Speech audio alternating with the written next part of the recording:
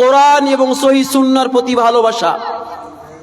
কিন্তু আমি দেখেছি আমাদের বাংলার মাটির একটি বৈশিষ্ট্য, যেখানে কোরআন ও হাদিসের থেকেও বড় প্রেম প্রীতি ভালোবাসা ব্যক্তিত্বের প্রতি বেশি। পার্টিকুলার কোনো বক্তার বক্তব্য শোনার জন্য মানুষ উপস্থিত হয়, থাকতে পারে আপনার কারো প্রতি ভক্তি আলাদা জিনিস, কিন্তু আপনার সবচেয়ে বড় ভক্তি কোরআন ও হাদিসের প্রতি হওয়া উচিত ছিল। যেহেতু যতগুলি ওলামা একরাম আসবেন প্রত্যেকেই কোরআন ও সহিহ সুন্নাহের আলোকে আলোচনা করবেন, এটা আমার পুরো বিশ্বাস। কিন্তু না, এই মঞ্চ সেজেছে বক্তাগণ আলোচকগণ আলোচনা করবেন, তারা তাদের কাজ করে দেবে, আপনারা আপনাদের মতোই থাকবেন। এটাই হয়ে গেছে আমাদের চরিত্র, আমাদের নেচার। আমরা আমাদের নেচার থেকে সরব না, পরিবর্তন হব না। আর যদি আপনি পরিবর্তন না হতে চাই, জোর করে আপনাকে পরিবর্তন করা সম্ভব না।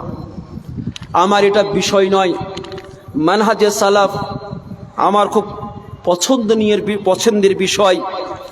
আমাকে যে বিষয়টির উপরে আলোচনা করতে বলা হয়েছে, সেই বিষয়টির নাম হচ্ছে হালাল পদ্ধতিতে ব্যবসা। হালাল পদ্ধতিতে ব্যবসা। আমরা যারা এখানে উপস্থিত আছি, আমার বিশ্বাস অনেকেই আছেন যারা ব্যবসার সাথে জড়িয়ে আছেন, কে ব্যবসা করছেন, ব্যবসা না করতে গেলেও কোনো না কোনোভাবে ব্যবসার সঙ্গে আজ একটুও সংশ্লিষ্ট রয়েছেন। অতএব আমাদের জানা উচিত যে কোন ব্যবসাটা আমাদের জন্য হালাল, কোন ব্যবসাটা আমার জন্য বৈধ। তবে একটি জিনিস মনে রাখবেন, যেখানে হালাল সেখানে হারাম, এই দুটো জিনিসকে একই সাথে আলোচনা না করলে কিন্তু আমাদের বিষয়টি ফুটে উঠবে না। তাই দুটোকে একই সাথে আমি আলোচনা করার চেষ্টা করব। আমি আপনাদের সম্মুখে প্রথমে হালাল রিজকের কিছু গুরুত্ব এবং মর্যাদা কিছু কোরআন ও হাদিসের আলোকে আমি বলবো। তারপরে যে আমাদের সমাজের মধ্যে যেই সমস্ত ব্যবসাগুলি কোরআন এবং সহিহ সুন্নাহর বিরুদ্ধে চলছে, সেই প্রসঙ্গে ইনশাআল্লাহ আলোচনা আসবে। তো আল্লাহ তাবারক ওয়া তাআলা কোরআনের মধ্যে হালাল ইনকাম, হালাল উপার্জন, হালাল রিস্ক সম্পর্কে বলতে গিয়ে শুধুমাত্র মুমিনদেরকে নয়, ধাপে ধাপে প্রথমে সমগ্র মানব জাতিকে, তারপরে সমগ্র রসুল এবং আম্বিয়াকে, তারপরে সমস্ত মুমিনদেরকে, এই করে করে সমগ্র জাতিকে এই হালাল খাবার, হালাল খাদ্য বা হালাল খাদ্য ভক্ষণ করার নির্দেশ দিয়েছেন। আপনাকে সেগুলো এক এক করে বলি। প্রথমত যে আয়াতটি আপনাদের সম্মুখে পাঠ বা পরিবেশন করেছিলাম, সেই আয়াতটি ছিল সম্ভবত সূরাতুল মুমিনুন আয়াত নম্বর 51। সেই আয়াতের মধ্যে আল্লাহ তাবারক ওয়া তাআলা বলছেন, রসুলগণকে সম্বোধন করে বলছেন, পৃথিবীতে যতগুলি রসুল প্রেরিত হয়েছেন সমস্ত রসুলরাই কিন্তু এই নির্দেশের মধ্যে অন্তর্ভুক্ত রয়েছেন।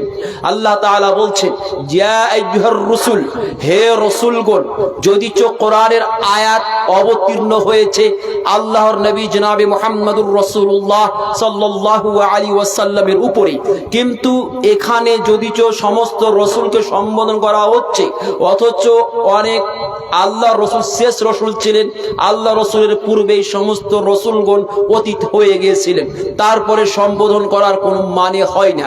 এর অর্থ হচ্ছে এই, আল্লাহ তাবারক ওয়া তাআলা উম্মতে মুহাম্মাদিয়াকে এই পেগাম, এই মেসেজ এবং এই বার্তা দিতে চাইছেন যে যদিচ এখানে সম্বোধন করা হচ্ছে, কিন্তু এর অর্থ হচ্ছে এই যে এর পূর্বে যতগুলো নবী এবং রসুল এসেছিল প্রত্যেকটি নবী এবং রসুলকেই সম্বোধন করে বলা হয়েছিল যে কুলু মিনাত তাইয়্যিবাত, তোমরা হে রসুলগণ, আপনারা বা তোমরা হালাল, বৈধ এবং পবিত্র খাবার ভক্ষণ ভক্ষণ করো, পবিত্র খাবার খাও, এটা রাসূলদেরকে নির্দেশ দেওয়া হয়েছিল।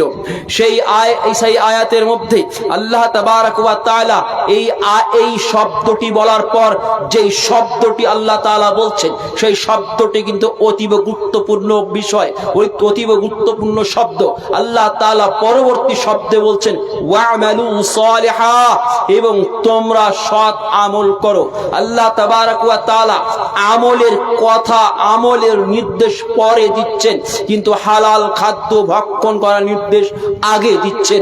তার মানে মুফাসসিরিনে কেরামগণ বলছেন, অনেক বিদ্বানগণ বলছেন যে অনেক সময় আপনার সৎ আমল নির্ভর করে আপনার বৈধ খাদ্য ভক্ষণের উপরই। আপনার যদি খাবার যদি বৈধ না হয়, আপনার যদি খাদ্য যদি হালাল না হয়, আপনি যদি অবৈধভাবে খাদ্য উপার্জন করেন, আপনার খাবারটি যদি অবৈধ হয়ে থাকে, হারাম হয়ে থাকে, তাহলে গেলে আপনার কোনো আমল গ্রহণ হবে না। হয়তো মনে মনে অনেক আমাদের সমাজের মধ্যে এইটা প্রচলিত রয়েছে, অনেকেই বলে থাকেন ইবাদত কবুল হবে, কিন্তু তার দুয়া কবুল হবে না অবৈধ খাবার খেয়ে। এটাও কিন্তু সঠিক নয়, বরং সার্বিক আমল, সর্বাঙ্গীন আমলের কথা আপনাকে ইনশাআল্লাহ হাদিসের আলোকে আপনাকে বুঝিয়ে দেব। আপনার কোনো আমল গ্রহণ হবে না যদি আপনার খাবারটা যদি অবৈধ হয় তাহলে। তাই আল্লাহ তাবারক ওয়া তাআলা নবী এবং রাসূলকে আগে খাবারকে শুদ্ধ এবং বিশুদ্ধ করার জন্য নির্দেশ দিচ্ছেন। যদি সৎ আমল করতে চাও, যদি সৎ আমল করো, তাহলে সর্বপ্রথমে তুমি যে খাবারটা খেয়ে, যেই পরনের পোশাকটা পরে, যেই জায়গাতে তুমি করবে ইবাদতটি বা সেই আমল, সৎ আমলটিকে, সেই সমস্ত জিনিসগুলোকে বৈধ করে নাও, তবেই তোমার আমল গ্রহণযোগ্য হবে। তাই আল্লাহ তাবারক ওয়া তাআলা নবী এবং রাসূলগণকে নির্দেশ দিচ্ছেন, ইয়া আইয়ুহার রাসূল কুলু মিনাত তাইয়্যিবাত, হে রাসূলগণ আপনারা পবিত্র খাবার ভক্ষণ করুন, ওয়া'মালু সালিহা, এবং আপনারা কি করুন, সৎ আমল করুন, ইন্নী বিমা তা'মালুনা আলীম। কারণ হচ্ছে যে আপনারা যাহা কিছু করেন, যে সমস্ত কর্মকাণ্ড করে থাকেন, সব কিছুর সম্বন্ধে আমি জ্ঞাত। অর্থাৎ আপনি মনে করবেন না যে আপনি বন্ধ কামরার মধ্যে আপনি কাউরির মাল ভক্ষণ করে অবৈধভাবে আল্লাহ জানতে পারবেন না, এই ভুল ধারণায় পড়ে থাকবেন না। তাই রাসূলগণকে সম্বোধন করে বলছেন যে আপনারা যা কিছু করেন না কেন, সব কিছু সম্পর্কে আমি জ্ঞাত। তাহলে এখানে যে জিনিসটি গুরুত্ব বোঝানো হয়েছে হালাল খাদ্য ভক্ষণ করার, যে আপনার খাবার যদি হালাল হয় তাহলে আপনার আমল, সৎ আমল গ্রহণযোগ্য এবং অগ্রহণযোগ্য হওয়া নির্ভর করছে আপনার খাবারের উপরে। আপনাকে হাদিসটা তুলে দেই, যখন কথার মধ্যে কথা চলে এলো, না হতে গেলে হয়তো কথাটা সরে উঠে মাথা থেকে সরে যেতে পারে।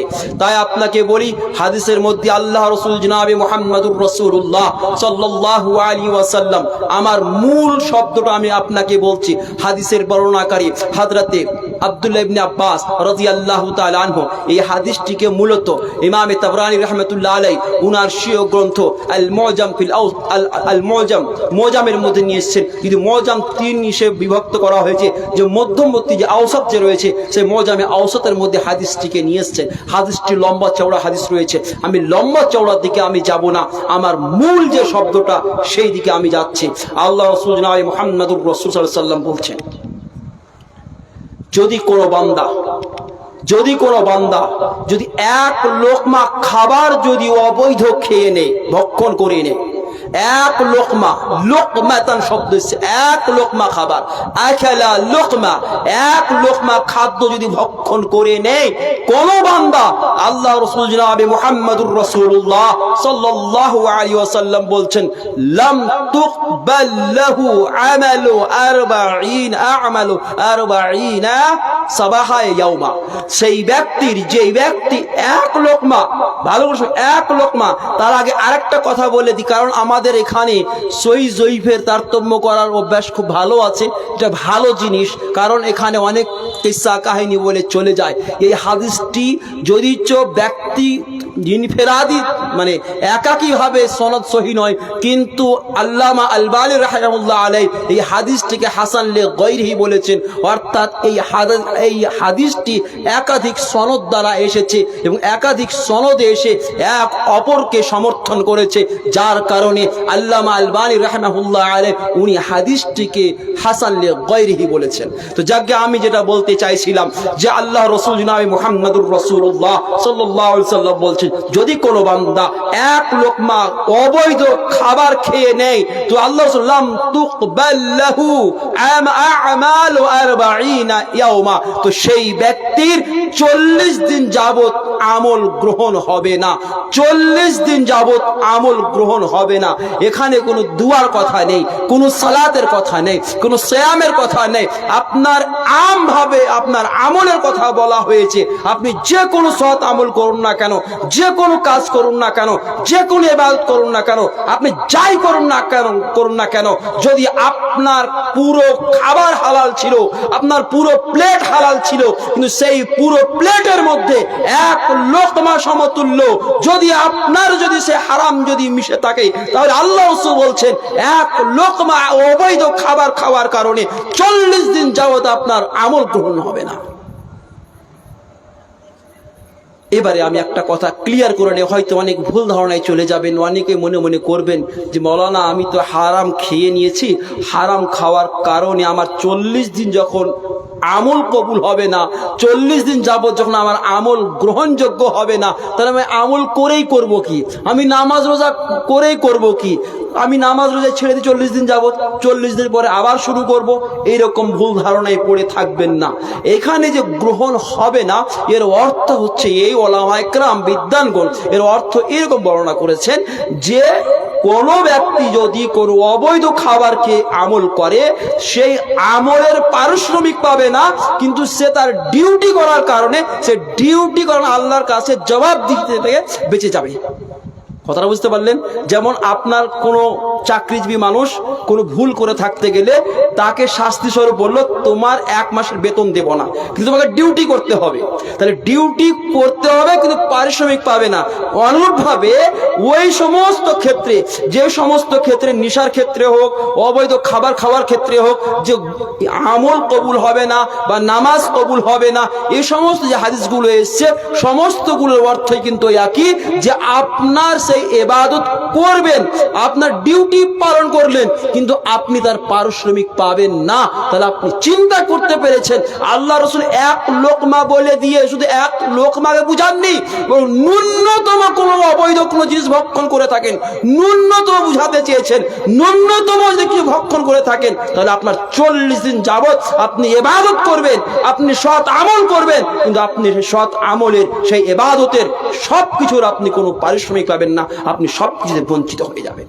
যদি ফরজ থাকে তাহলে আপনি তার ডিউটি পালন করলেন, কিন্তু তার সওয়াব বা তার নেকি থেকে আপনি বঞ্চিত হয়ে গেলেন। তাহলে বুঝতে পারলাম যে এই হালাল খাবারে কতটা গুরুত্ব রয়েছে। কিন্তু আজ বড় দুঃখের সাথে বলছি, আসবে কথাগুলো ইনশাআল্লাহ, যে কত রকম ভাবে আজ সমাজের মধ্যে অবৈধ কাজে আমরা জড়িয়ে আছি, অবৈধভাবে খাবার খাচ্ছি। আপনি যদি শুনেন তো আপনার মাথা ব্যথা করতে লাগবে যে এটা কি হয় নাকি, এভাবে কি মানুষ চলতে পারে নাকি? চলতে সবভাবেই পারি, বাস আমাদের মেন্টালিটি মানসিকতার পরিবর্তনের প্রয়োজন রয়েছে। দ্বিতীয়ত আল্লাহ তাবারক ওয়া তাআলা অন্য এক আয়াতের মধ্যে, যে আয়াতটিকে আল্লাহ তাবারক ওয়া তাআলা সূরাতুল বাকারা সূরা নম্বর 2 আয়াত 172 এর মধ্যে বলছেন, কি বলছেন? ইয়া আইয়ুহাল্লাযীনা আমানু কুলু মিন তাইয়্যিবাতি মা রাযাকনাকুম। আল্লাহ তাবারক ওয়া তাআলা বলছেন, হে ঈমানদারগণ, প্রথমে রাসূলগণকে বললেন, এবার এখানে ঈমানদারদেরকে সম্বোধন করে বলছেন, হে ঈমানদারগণ, তোমরা আল্লাহ তাআলার প্রদত্ত যে রুজি, যে বৈধ রুজি, যে পরিষ্কার পরিচ্ছন্ন রুজি বা রিজক, সে থেকে ভক্ষণ করো। আল্লাহ তাআলা আপনাকে আমাকে যে সমস্ত রিজক দিয়েছেন, যে সমস্ত খাদ্য দিয়েছেন, সেই খাদ্য হতে যেগুলো পবিত্র খাদ্য, যেগুলো হালাল খাদ্য, যেগুলো হালাল খাবার, সেই সমস্ত হালাল খাবার নির্দেশ দিচ্ছেন মুমিনদেরকে। একজন মুমিন অন্যের মতো হতে পারে না, গায়ের মুমিনদের মতো হতে পারে না, কারণ তার জন্য একটা সীমারেখা আছে। সীমারেখার মধ্যে থেকে যেগুলো তার জন্য বৈধ সেগুলো সে খেতে বাধ্য। তাই আল্লাহ তাবারক ওয়া তাআলা পরবর্তী অংশে বলছেন, ওয়াশকুরুলিল্লাহ, এবং আল্লাহর শুকরিয়া, ওয়াশকুরুলিল্লাহ, আল্লাহর শুকরিয়া জ্ঞাপন করো। কারণ আল্লাহ তাআলা আপনাকে এত নিয়ামত দিয়েছেন, আপনাকে এত কিছু দিয়েছেন, তাহলে আপনার আমার জন্য এটা আবশ্যক যে আমরা কি করি, আল্লাহর শুকরিয়া জ্ঞাপন করি।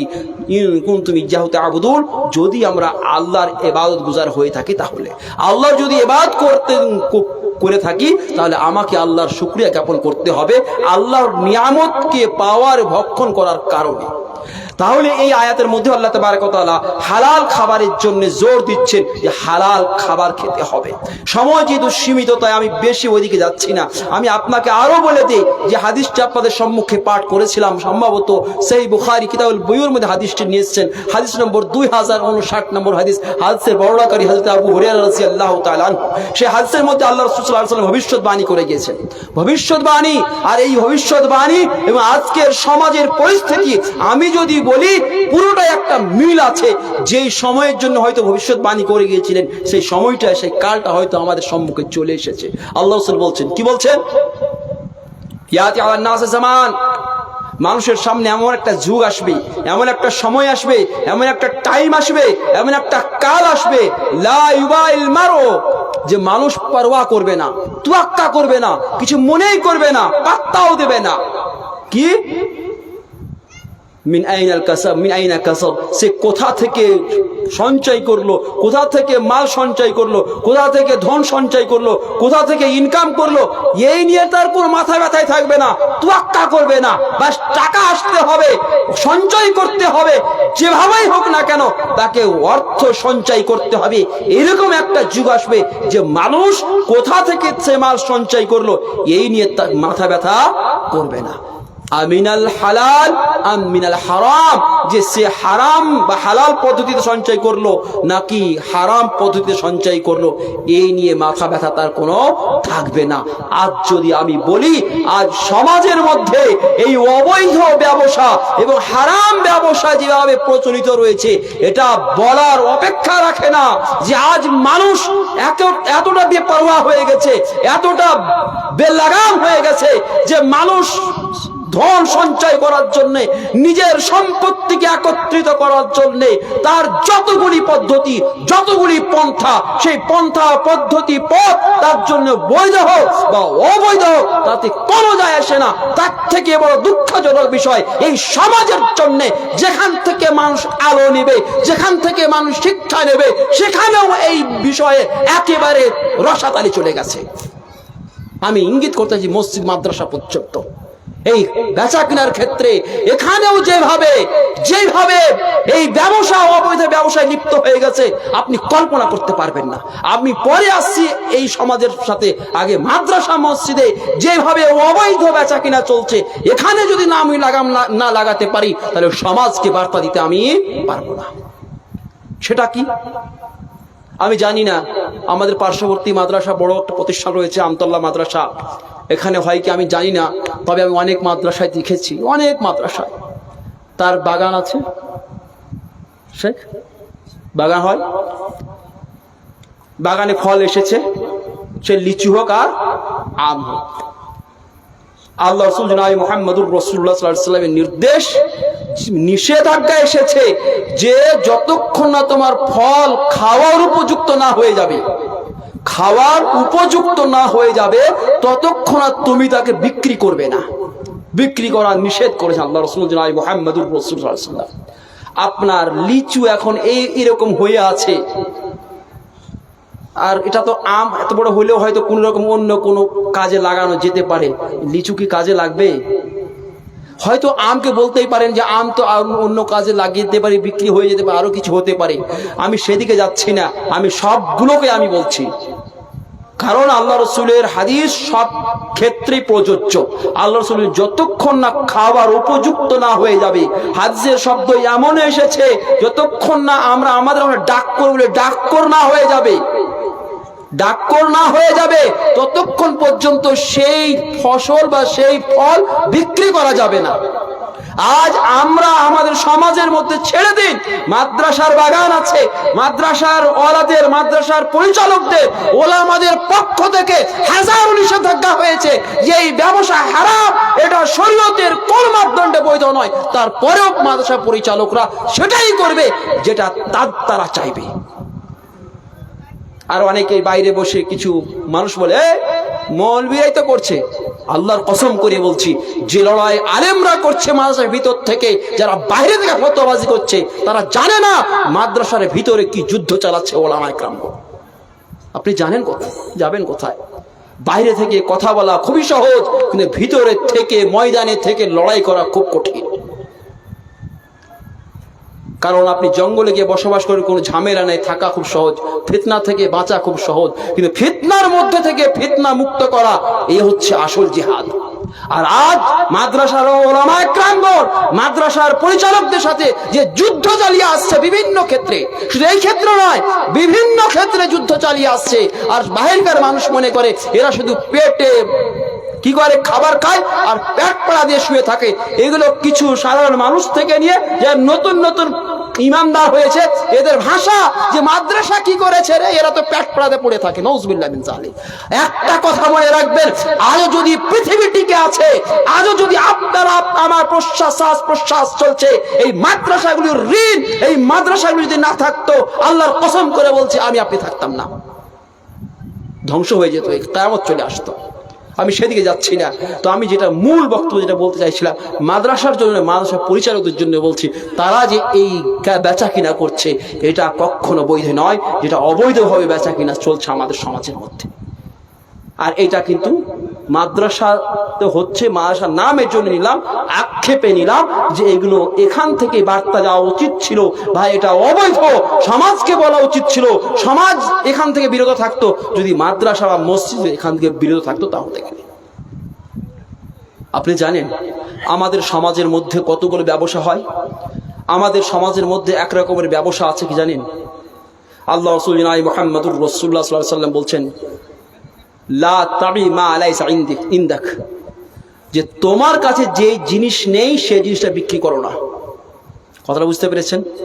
আপনাকে অনেক উদাহরণ দেব এই বিষয় সবচেয়ে বেশি আমাদের সমাজের মধ্যে সবচেয়ে বেশি অবৈধ ব্যবসা এই ক্ষেত্রে বেশি হচ্ছে। আমি কিন্তু গেলাম না মূল জিনিসগুলোর দিকে, কোনগুলো? সুদ মুদ গেলাম না, কারণ সুদ সম্পর্কে অনেক আলোচনা শুনেছেন, ঠিক আছে, এগুলো জানছেন সুদ হারাম, তাই আমি সুদের দিকে গেলাম না। যেগুলো আমরা অজান্তেই করে যাচ্ছি, মনে করছি এটা বৈধ, অবৈধ নয়, ওইগুলো আমি আপনাদের সম্মুখে তুলে ধরতে চাইছি। কি বললাম? আল্লাহ রাসূল জনাব মুহাম্মদুর রাসূলুল্লাহ সাল্লাল্লাহু আলাইহি ওয়াসাল্লাম, লা তাবি মা লাইসা ইনদাক, তোমার কাছে যেই প্রোডাক্ট নেই, যে সামান নেই, সেটা বিক্রি করো না। আমাদের সমাজে হয় না? আপনাকে উদাহরণ দিয়ে বুঝাই সমাজের। আপনি বিজনেস করছেন, যে কোনো বিজনেস করেন না কেন, দোকান আছে আপনার কাছে সামান নেই, আপনার কাছে কোনো প্রোডাক্ট নেই, কিন্তু বেচা কিনা করেন আপনি, কিন্তু ওই মুহূর্তে আপনার কাছে নেই, আপনি মহাজনের কাছ থেকে কিনবেন, তারপরে আমাকে দেবেন। আপনার কাছে বিদ্যমান নেই, আপনার কাছে খরিদ্দার গেল, ভাই অমুক সামানটা দেন, ঠিক আছে ওই সামানটা আপনাকে দিয়ে দিচ্ছে, আধ ঘন্টা পরে দিচ্ছি, আপনি ওর কাছে লেনদেন করে নিলেন, হয় না? আপনার কাছে সামান উপস্থিত নেই, আপনি মহাজনের কাছে যাবেন, ক্রয় করবেন, ক্রয় করে নিয়ে এসে আপনি তাকে দেবেন, অথচ ক্রয় হয়নি, কিছু হয়নি, বিদ্যমান নেই, আপনি তার সঙ্গে লেনদেন করে ফেলেছেন, ফাইনাল করে ফেলেছেন। এই বিজনেস হারাম, কোনো মতেই বৈধ হতে পারে না এটা। আর এটা সমাজের মধ্যেও অহরহ চলছে, আপনার সমাজের মধ্যে অহরহ চলছে। কোন সামানটার কথা বলবো? যে আপনি বিশেষ করে বড় যেগুলো সামান, বড় টাকা যেগুলো, যেমন আমরা বলি আপনাকে জেনারেটর, যেগুলো আজকে ডিজে বলছি, ডিজে এগুলো এসেছে, ম্যাক্সিমাম দেখবেন দোকানে পাবেন না আপনি, ওরা অর্ডার করে নিয়ে আসায়, কিন্তু টাকাটা ওরা আগে নিয়ে নেয়, ওর কাছে কিনবে, কিন্তু আপনার কাছ থেকে অলরেডি আগে ফাইনাল করে নিল, তারপরে আপনার টাকা নিয়ে তখন ওর কাছ থেকে কিনে তখন নেবে। এখানে দুটো অপরাধ, এক, আপনার কাছে সামান নেই, আপনি যে সামান নেই সেই সামান বিক্রি করছেন, এক অপরাধ। দ্বিতীয় অপরাধ হচ্ছে যে আল্লাহ রাসূল জনাব মুহাম্মদুর রাসূলুল্লাহ সাল্লাল্লাহু আলাইহি ওয়াসাল্লাম বেচা কিনা ফাইনাল হওয়ার জন্য আরেকটি শর্ত রেখেছেন, সেটি হচ্ছে যতক্ষণ না পর্যন্ত বিক্রেতার কাছ থেকে ক্রেতা নিজের আয়ত্তে না করে নেবে সেই সামানকে, সে ক্রেতা আবার সেই সামানকে বিক্রি করতে পারে না। কত বড় অপরাধ দেখতে পেয়েছেন? ও তো মাল দিলই না, ওর কাছে নিজে কিনেই নি ও মাল, তো নিজের হাতে নিজের আয়ত্তে কিভাবে করবে? আয়ত্তেও নেই, বিদ্যমানও নেই, তারপরও সে প্রোডাক্ট বিক্রি করছে। এইভাবে আমাদের সমাজের মধ্যে অহরহ ব্যবসা চলছে, বেলাগাম ব্যবসা চলছে। কোন রকমের মানুষের ধারণা পর্যন্ত নেই যে এই ব্যবসা আমার জন্য বৈধ নয়, এই ব্যবসা আমার জন্য হালাল নয়, অথচ শরীয়তের দৃষ্টিতে এই ব্যবসা বড় অপরাধ। আপনার মাল, আগেই বললাম যে আপনি যে হালাল পয়সা দিয়ে আপনি কিনে তাকে দেবেন, কিন্তু আপনার মাধ্যমটা, পন্থাটা অবৈধ হওয়ার কারণে আপনার পুরো ব্যবসাটাকে আপনি কলঙ্কিত করে দিলেন। শুধু তাই নয়, এই সমাজের মধ্যে আরো আপনাকে বলি যে আরেকটি হাত্তা এতা ফারাকা, যতক্ষণ না পর্যন্ত ক্রেতা ও বিক্রেতা দুজন আলাদা না হয়ে যাচ্ছে এবং ক্রেতার কাছ থেকে না বিক্রেতার কাছ থেকে ক্রেতা নিজের আয়ত্তে সামানকে না করে নিচ্ছে, ততক্ষণ না ক্রেতা সেই মাল বিক্রি করতে পারে না। এই ক্ষেত্রে আপনাকে বলছি, আজকাল পেঁয়াজের মার্কেট চলছে না? আপনার বাড়িতে মাল কিনেছে, আপনার বাড়িতেই আছে, তো মাল আবার বিক্রি করে দিয়েছে, হচ্ছে না? আপনার বাড়ি থেকে মাল উঠায়নি, আপনার বাড়িতে রেখেছে, আবার অন্য দালালের আবার মাল বিক্রি করে দিয়েছে, আপনাকে পয়সাও দেয়নি ও। এই ব্যবসাও হারাম, চলবে না।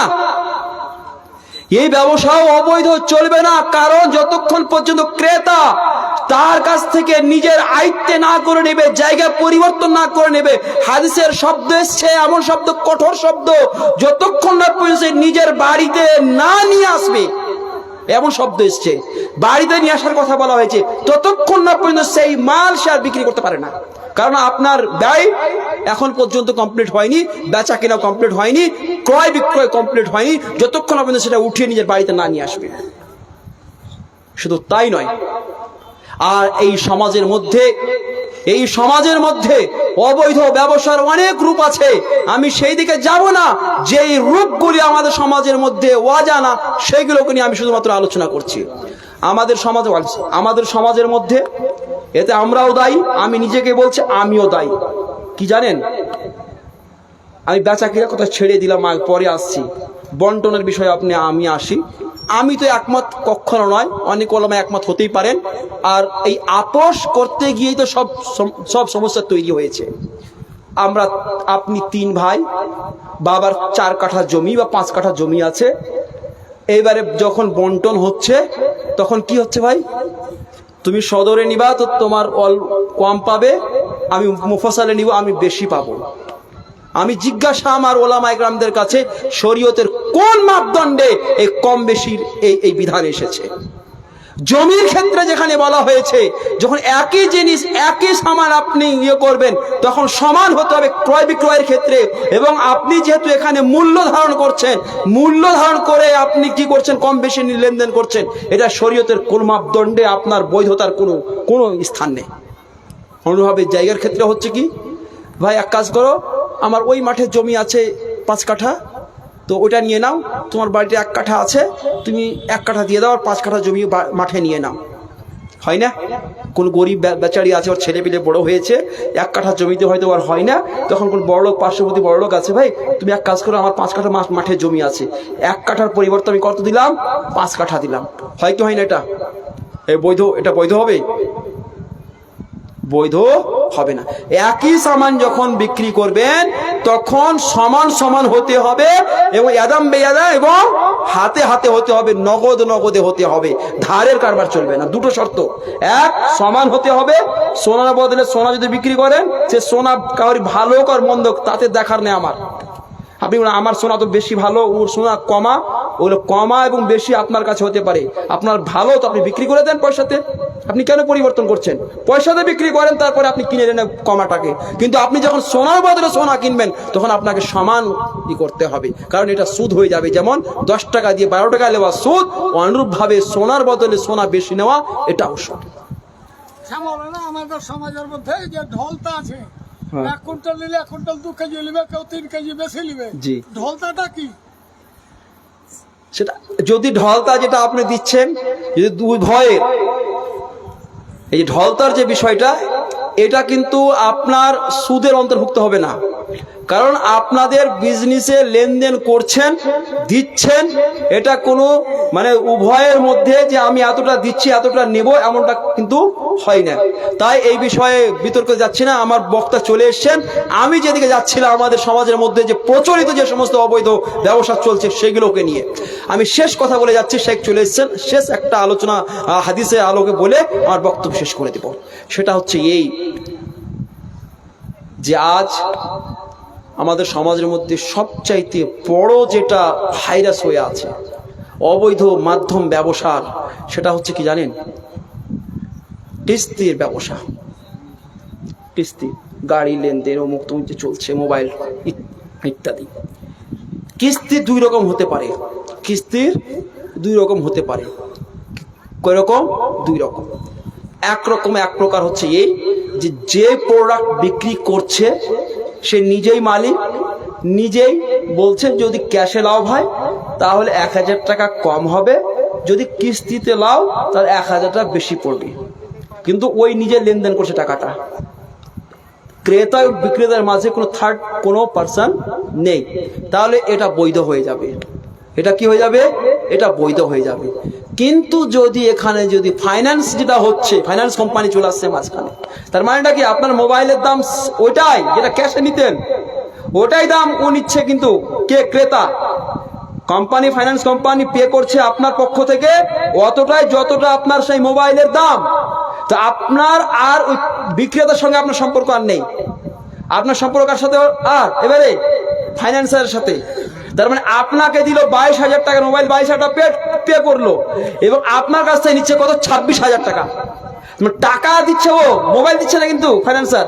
তাহলে এই যে মাঝে যে ফাইন্যান্সার চলে এলো, এই যে 22,000 দিয়ে 26,000 নিচ্ছে টাকার বদলে টাকা, এটা অবৈধ। আর এটা আমাদের দেশের মধ্যে এটাই চলছে। মাঝে কে চলে আসছে? ফাইন্যান্সার আসছে। যে কোনো কোম্পানি মাঝে নিজে পে করছে, মোবাইল কোম্পানিকে বা গাড়িওয়ালাকে পে করে নিজে তখন বেশি পয়সা নিচ্ছে। তো এই যে ব্যবসা আমাদের সমাজের মধ্যে চলছে, এটা সুদের অন্তর্ভুক্ত। সুদ সম্পর্কে আমাদের অজানা কারণ নেই, সুদ সম্পর্কে আমরা সবাই জানি। আমি অনেক ভেবেছিলাম যে সময় পাবো, কিন্তু সময়ের অভাবের কারণে আর আমি আগে বাড়ছি না। যেহেতু শেখ আমার পেছনে বসে আছেন, বেয়াদবি হচ্ছে, আর আমরাই যদি বেয়াদবি করি সমাজকে কি বার্তা দেব? আমি আর বেয়াদবি করতে চাইছি না। শেষে আপনাদের প্রত্যেকের কাছেই আমি এই অনুরোধ রেখে যে আপনার আমার জীবন খুব সীমিত দিনের জন্য, হয়তো যদি আমরা অ্যাভারেজ যাই, এখন অ্যাভারেজ সেটা 55 বছর, হয়তো কেউ হয়তো 70 যেতে পারে, তো কেউ আবার 10-এ, কেউ 5-এ, কেউ 1-এ, কেউ একদিনে চলে যেতে পারে, তাই না? তো এই যে মাত্র 55 বছর অ্যাভারেজ একটা বয়স, এই বয়সের জন্য এমন কোনো কাজ করবেন না যে আপনার অনন্তকাল যে একটা জীবন, সেই জীবনে আপনি যাতে করে জাহান্নামী হয়ে যান। তাই আপনার প্রত্যেকটি ক্ষেত্রে আপনি যে খাবারটা খাবেন সেটা আগে যাচাই করে নেবেন সেটা আপনার জন্য বৈধ কি অবৈধ। আপনি যেটা ইনকাম করছেন যে পদ্ধতিতে, সেই পদ্ধতিটা আপনি দেখে নেবেন সেই পদ্ধতিটা বৈধ কি অবৈধ। কারণ ম্যাক্সিমাম মানুষ অবৈধ পন্থা অবলম্বন করেই নিজেদের মাল সম্পদকে অবৈধ করে নিচ্ছে। আল্লাহ যেন আমাদের প্রত্যেকের তৌফিক দেয়, আমিন। আসসালামু আলাইকুম ওয়া রাহমাতুল্লাহি ওয়া বারাকাতুহু।